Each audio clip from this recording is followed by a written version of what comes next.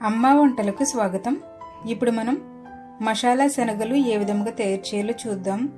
తయారు చేయడానికి కావలసిన పదార్థములు: నానబెట్టి ఉడికించుకున్నటువంటి శనగలు 1 కప్పు, తరిగి పెట్టుకున్న ఉల్లిపాయ 1, సన్నగా తరిగి పెట్టుకున్నటువంటి టమాటా 1, నిమ్మరసం 1 టేబుల్ స్పూన్, అల్లం కొద్దిగా, నూనె 1 టీ స్పూన్, తరిగి పెట్టుకున్న పచ్చిమిరపకాయ 1, ధనియాలు జీలకర్ర పొడి 1 టీ స్పూన్, కారం పావు tea spoon, chaat masala 1 tea spoon, ఉప్పు రుచికి సరిపడినంత,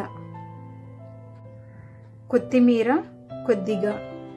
ముందుగా స్టవ్ ఆన్ చేసుకొని ప్యాన్ పెట్టుకోవాలి.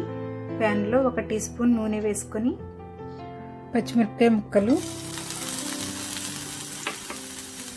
అల్లం ముక్కలు వేసి వేయించుకోవాలి. ఇవి కొంచెం వేగిన తరువాత చిన్న శనగలు వేసుకోవాలి. ఉప్పు,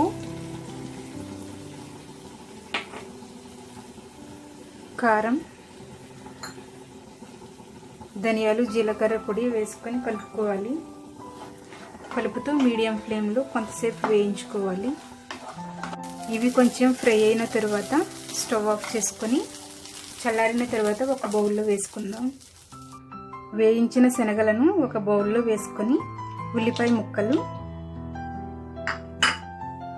టమాటా ముక్కలు, చాట్ మసాలా, కొత్తిమీర, నిమ్మరసం వేసుకోవాలి.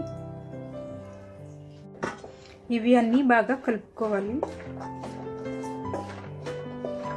హెల్దీ అండ్ టేస్టీ మసాలా శనగలు రెడీ.